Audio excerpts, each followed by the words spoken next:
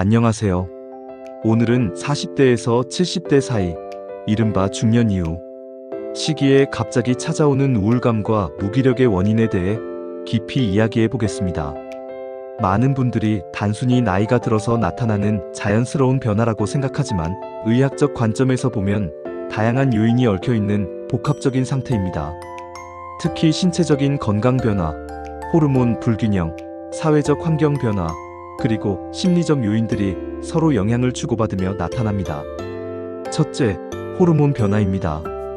남성의 경우 40대 이후부터 테스토스테론 수치가 매년 1%씩 감소하는 것으로 알려져 있습니다.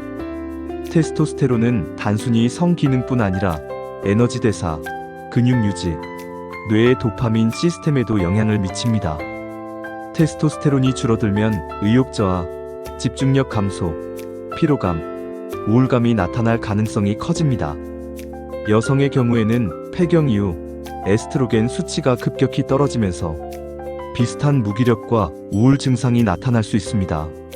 이런 호르몬 변화는 뇌의 신경전달 물질 분비에도 영향을 주어 세로토닌, 노르아드레날린, 도파민의 균형을 무너뜨립니다. 둘째, 신경생리학적 변화입니다.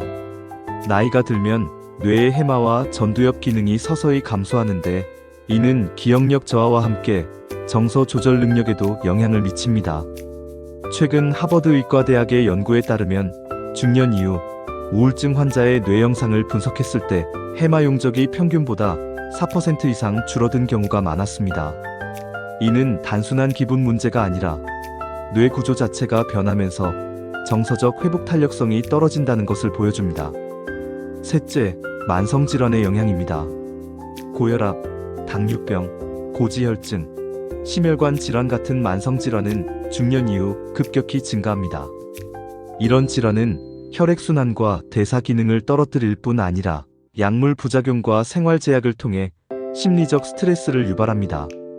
미국 국립정신건강연구소의 자료에 따르면 심혈관 질환을 가진 50대 이상 남성의 우울증 발병률은 일반인보다 2배 높았습니다. 또한 당뇨병 환자의 경우 혈당 변동이 기분 변화와 직결되기 때문에 무기력감이 쉽게 찾아올 수 있습니다. 넷째, 수면 문제입니다. 중년 이후에는 깊은 수면 단계인 렘수면과 서파수면이 줄어듭니다. 수면이 얕아지면 신체 회복이 불완전해지고 피로와 무기력, 집중력 저하가 쌓입니다. 한국수면학회의 연구에서는 50대 이상 성인의 43%가 만성불면증을 겪고 있다고 보고했습니다. 특히 수면 무호흡증은 산소 공급을 방해해 뇌 기능 저하와 우울증 위험을 동시에 높입니다. 다섯째, 사회적 요인입니다. 직장에서 은퇴하거나 업무 비중이 줄어들면 자신이 사회에 기여하고 있다는 자아 존중감이 감소할 수 있습니다. 가족 구성의 변화도 큽니다. 자녀가 독립하거나 부모 부양이 끝나면서 갑작스러운 역할 상실감을 경험하는 경우가 많습니다. 이런 변화 속에서 사회적 관계가 줄어들면 정서적 지지망이 약해져 우울감이 심화됩니다. 일본 도쿄대 연구팀의 조사에서는 은퇴 후 2년간 사회적 모임에 참여하지 않은 남성의 우울증 발병률이 3배 이상 높았습니다. 여섯째, 심리적 요인입니다. 나이 들수록 인생에 대한 회고와 평가가 많아집니다. 과거의 선택에 대한 후회, 미래에 대한 불안, 건강 악화에 대한 두려움이 복합적으로 작용해 무기력과 우울이 깊어질 수 있습니다. 특히 완벽주의 성향을 가진 사람일수록 노화 과정에서 자신의 능력이 예전 같지 않음을 받아들이기 어려워 더 큰 좌절감을 느낍니다. 마지막으로 생활 습관의 변화입니다. 신체 활동이 줄고 식습관이 불규칙해지며 카페인과 알코올 섭취가 늘어나는 경우가 많습니다. 이런 변화는 혈당과 호르몬 균형을 깨뜨리고 체중 증가와 대사 증후군을 유발하며 이는 다시 무기력과 우울감을 악화시키는 악순환으로 이어집니다.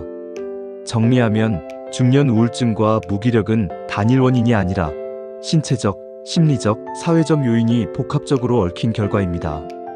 따라서 이를 극복하기 위해서는 단순히 기분을 전환하는 차원이 아니라 근본 원인을 이해하고 다각도로 접근하는 전략이 필요합니다. 중년 이후의 우울증과 무기력은 단순히 기분을 다스리는 차원으로 해결하기 어렵습니다. 의학적 근거에 기반한 생활 습관 교정, 식단 조절, 운동, 사회적 관계 회복, 심리치료 등 다각적 접근이 필요합니다. 여기서는 세계적으로 신뢰할 수 있는 학술, 자료와 임상 연구를 바탕으로 실제 효과가 검증된 방법들을 살펴보겠습니다. 첫째, 규칙적인 신체 활동입니다. 미국 국립보건원 NIH과 세계보건기구 WHO에서는 중년 이후 우울증 예방과 치료를 위해 주당 최소 150분 이상의 중등도 유산소 운동을 권장합니다. 특히 걷기, 자전거 타기, 수영 같은 유산소 운동은 뇌에서 세로토닌과 도파민 분비를 촉진하고 신경세포 성장을 돕는 뇌율의 신경영양인자 BDNF의 수치를 높입니다. 호주 시드니대 연구에서는 50세 이상 성인을 대상으로 12주간 주 3회 걷기 운동을 실시한 결과 우울증 점수가 평균 26% 감소했습니다. 근력 운동 역시 중요한데 근육량 감소를 막아 신진대사와 호르몬 균형을 유지합니다. 둘째, 지중해 식단입니다. 지중해 식단은 신선한 채소와 과일, 통곡물, 올리브유, 생선, 견과류를 중심으로 하는 식단입니다. 스페인 PREDIMED 연구팀은 5,580세 성인 7,447명을 대상으로 지중해 식단을 4년간 유지한 결과 우울증 발병률이 30% 이상 낮아졌다고 보고했습니다. 오메가3 지방산이 풍부한 연어, 고등어, 참치, 아마씨, 호두 등은 뇌의 세포막 유동성을 높이고 염증을 줄이며 신경전달물질 합성을 촉진합니다. 셋째, 항염증 식품 섭취입니다. 최근 연구에서는 만성 저등급 염증이 우울증의 주요 원인 중 하나로 밝혀졌습니다. 하버드 의과대학의 2023년 보고서에서는 체내 염증 수치 CRP, IL-6가 높은 사람일수록 우울증 증상이 심하다고 발표했습니다. 이를 개선하기 위해 강황의 커큐민, 녹차의 카테킨, 베리류의 안토시아닌처럼 강력한 항산화 항염 성분이 풍부한 식품을 꾸준히 섭취하는 것이 도움이 됩니다. 넷째, 비타민 D 보충입니다. 비타민 D는 단순히 뼈 건강뿐 아니라 뇌의 세로토닌 합성에도 관여합니다. 핀란드 헬싱키대 연구에 따르면 비타민 D 혈중 농도가 낮은 사람은 그렇지 않은 사람보다 우울증 위험이 2배 이상 높았습니다. 특히 겨울철이나 실내 생활이 많은 중년층은 하루 1-2-0 보충이 권장됩니다. 다섯째, 명상과 호흡 훈련입니다. 미국 매사추세츠 종합병원의 연구에서는 하루 20분씩 8주간 명상을 한 그룹이 그렇지 않은 그룹보다 우울증 점수가 38% 감소했다고 발표했습니다. 명상은 뇌의 전전두엽 활동을 활성화시키고 편도체 과활성을 억제해 불안과 부정적 감정을 줄입니다. 복식호흡은 부교감신경을 활성화시켜 심박수와 혈압을 안정시키고 스트레스 호르몬인 코르티솔 수치를 낮춥니다. 여섯째, 사회적 활동 유지입니다. 일본 오사카대 연구팀의 장기 조사에 따르면 주 1회 이상 취미 모임이나 동호회에 참여한 중년 남성은 그렇지 않은 경우보다 우울증 발병률이 절반 이하로 낮았습니다. 사회적 유대는 정서적 지지망을 제공하고 자기 효능감을 높이며 삶의 만족도를 유지하는 핵심 요인입니다. 일곱째, 전문가 상담과 치료입니다. 증상이 2주 이상 지속되고 일상에 지장을 줄 정도라면 정신건강의학과나 상담심리 전문가의 도움을 받는 것이 필요합니다. 선택적 세로토닌 재흡수 억제제 SSRI 같은 항우울제는 뇌의 세로토닌 농도를 높여 증상을 완화시키며 인지행동 치료 CBT는 부정적 사고 패턴을 재구성하는 데 효과적입니다. 세계보건기구는 중등도 이상의 우울증에는 약물과 심리치료를 병행하는 것을 권고합니다. 여덟째, 수면 위생 관리입니다. 잠들기 전 스마트폰 사용을 줄이고 일정한 시간에 자고 일어나며 침실을 어둡고 조용하게 유지하는 것이 중요합니다. 수면 부족은 뇌의 감정 조절 능력을 떨어뜨리고 스트레스 반응을 과도하게 합니다. 캐나다 맥길대 연구에서는 50대 이상 성인의 수면의 질을 개선했을 때 우울증 증상이 평균 35% 감소했습니다. 마지막으로 알코올과 카페인 조절입니다. 과도한 음주는 뇌의 신경전달물질 균형을 깨뜨리고 수면 질을 떨어뜨리며 장기적으로 우울증 위험을 높입니다. 카페인 역시 하루 300mg 이하로 제한하는 것이 좋습니다. 과도한 카페인은 불안을 유발하고 심박수를 높여 무기력감을 심화시킬 수 있습니다. 이러한 방법들은 단기적으로 기분을 회복시키는 데 도움이 되지만 장기적으로는 생활 전반의 균형을 맞추는 것이 중요합니다. 운동, 식단, 수면, 사회활동, 심리관리의 5가지 축을 동시에 관리할 때 중년 우울증과 무기력을 효과적으로 극복할 수 있습니다. 첫 번째 사례는 52세 직장인 남성 김모 씨의 이야기입니다. 김 씨는 대기업에서 25년간 근무하며 늘 바쁘게 살아왔습니다. 그러나 부서 이동과 업무 변화로 인한 스트레스, 잦은 야근, 불규칙한 식사로 점차 피로가 쌓였습니다. 어느 순간부터 출근길 발걸음이 무겁게 느껴졌고 좋아하던 취미 활동에도 흥미를 잃었습니다. 심지어 가족과의 대화도 줄어들고 주말에도 방에서 나오는 시간이 적어졌습니다.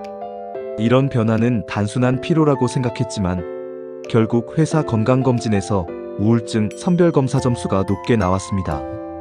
김 씨는 정신건강의학과를 방문해 상담을 받았고 경도 우울증 진단을 받았습니다. 의사는 약물 치료와 함께 생활습관 교정을 권했습니다.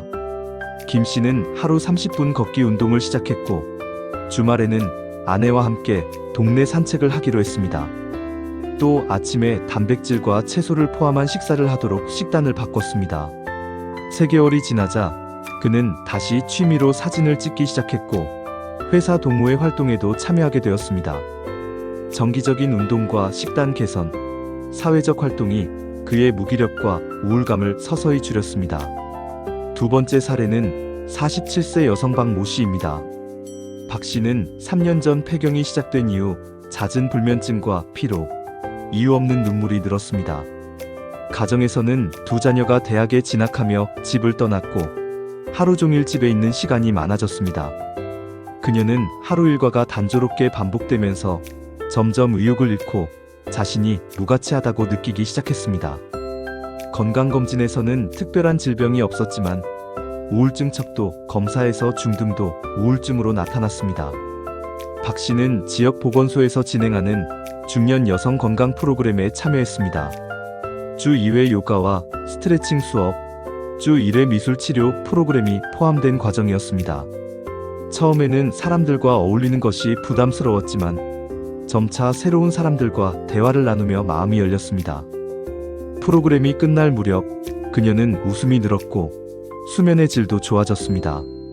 무엇보다 자신이 여전히 배울 수 있고 성장할 수 있다는 자신감을 되찾았습니다. 세 번째 사례는 해외 연구에서 소개된 것입니다. 영국 런던 대학교의 연구팀은 50세 이상 성인 1200명을 대상으로 사회적 활동과 우울증의 관계를 조사했습니다.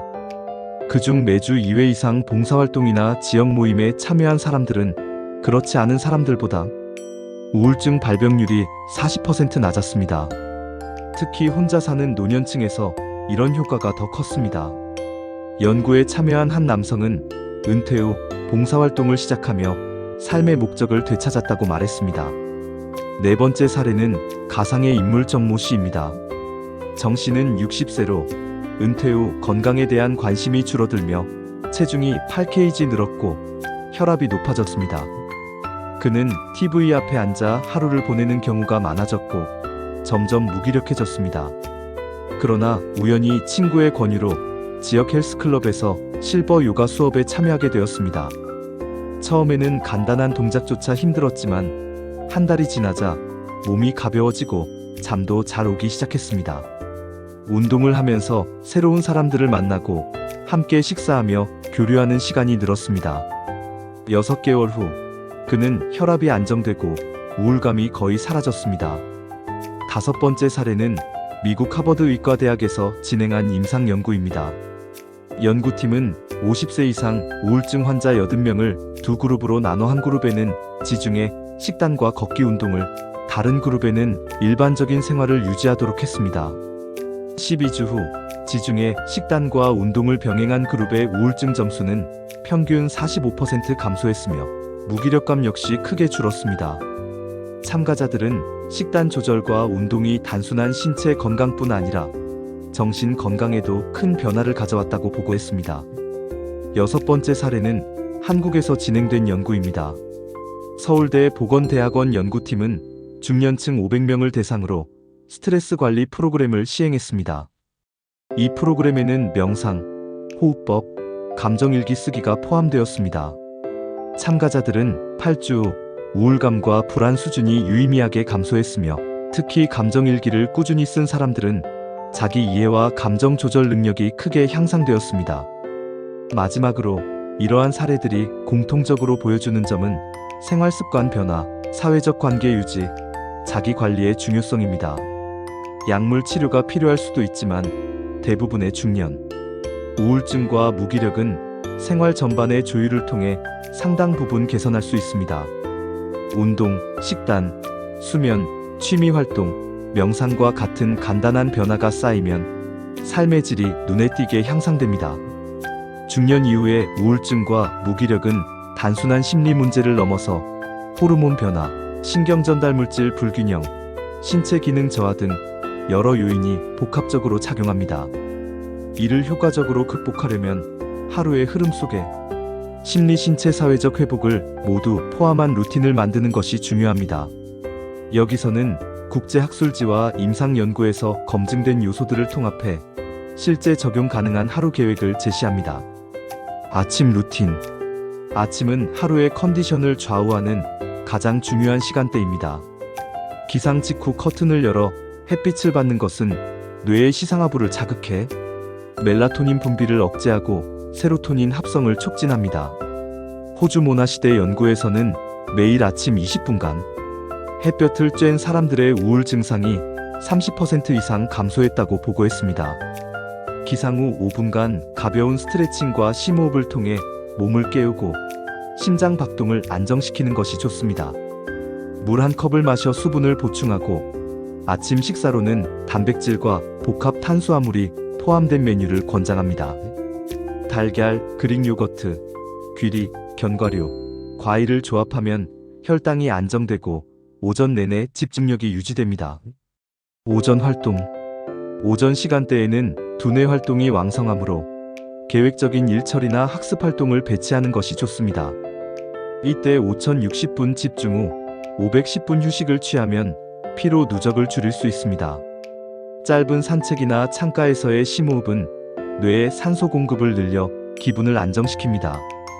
연구에 따르면 오전에 가벼운 운동을 하는 것이 하루 전체의 기분과 에너지 수준을 높입니다. 예를 들어 20분간 빠르게 걷기나 실내 자전거를 타면 엔도르핀이 분비돼 긍정적인 정서가 강화됩니다. 점심 루틴. 점심 식사는 과식보다는 균형 있는 섭취가 중요합니다. 지중해 식단 원칙을 따라 생선, 채소, 올리브유, 통곡물, 콩류를 포함하는 것이 좋습니다.